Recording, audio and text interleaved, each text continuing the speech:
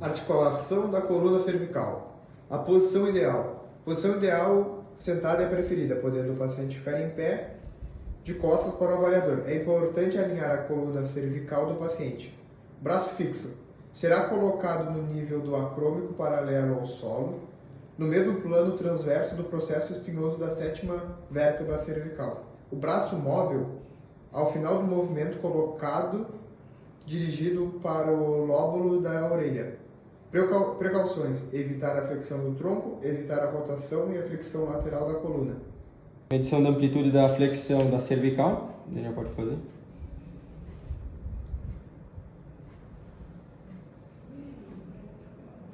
Deu aproximadamente 34 graus. O principal músculo aqui é o semi-espião da cabeça, que está no plano sagital, eixo lateral. Realizando a extensão também agora. Fazer, né?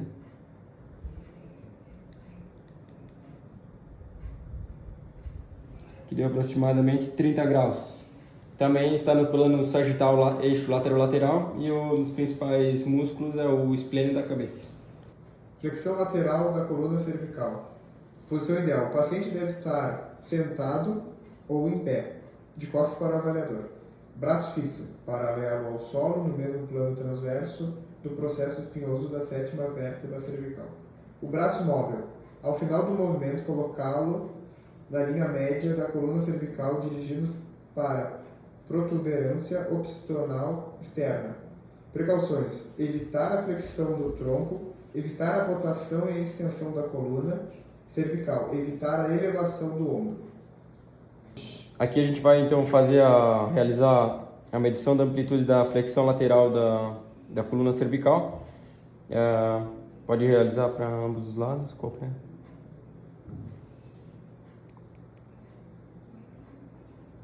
Aqui deu aproximadamente 18 graus. Aqui esse movimento está no plano frontal, ou no eixo antero-posterior.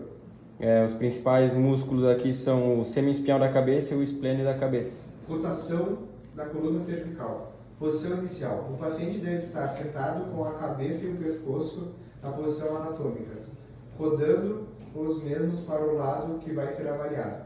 Braço fixo, no centro da cabeça, na sútera sagital. Braço móvel, ao final do movimento, colocá-lo na sútera sagital. Precauções: evitar a rotação do tronco, evitar a flexão, a extensão e a flexão lateral do tronco. Aqui a gente vai estar tirando a medição da amplitude da coluna cervical. O movimento é a rotação. Pode fazer uma...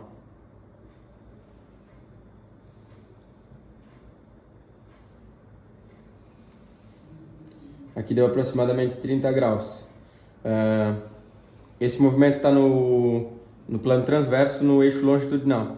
E os principais músculos são o semi-espião da cabeça e o esplênio da cabeça. Coluna lombar.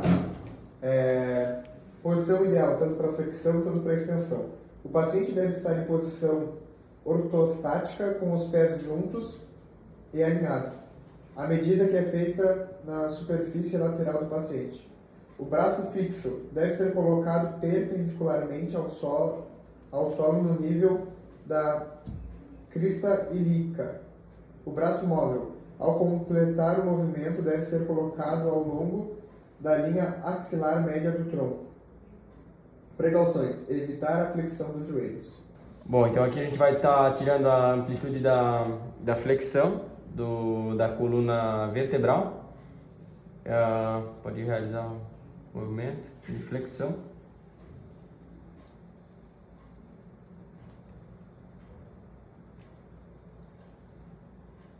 Aqui deu aproximadamente 22 graus.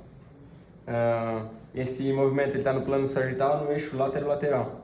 E um dos principais músculos aí é o reto abdominal. Vai realizar a extensão.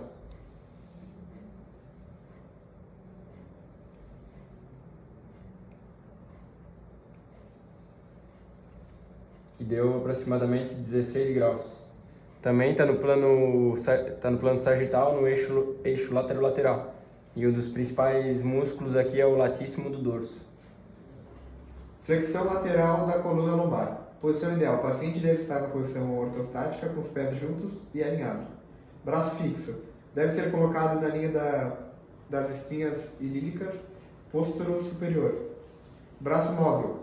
Após o movimento, deve ser dirigido para o processo espinhoso da sétima vértebra cervical. Precauções.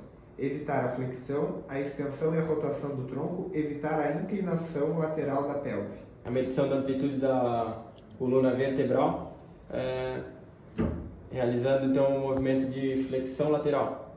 Pode fazer.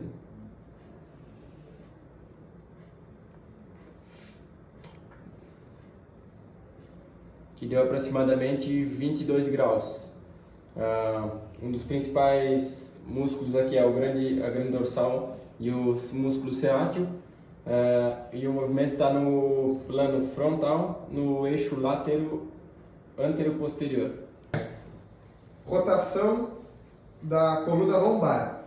Posição ideal. O paciente deve estar sentado na forma mais ereta possível, rodando a coluna para o lado que vai ser avaliado.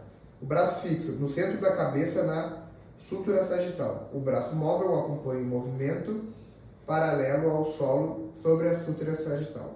Precauções. Evitar a rotação da coluna cervical, evitar a rotação pélvica, evitar a flexão, a extensão e a flexão lateral do tronco.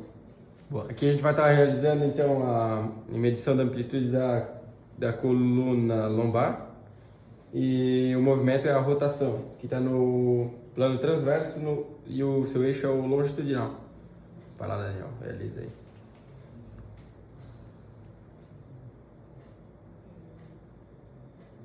Aqui deu aproximadamente 44 graus e o principal músculo aí desse movimento é o músculo serrátil.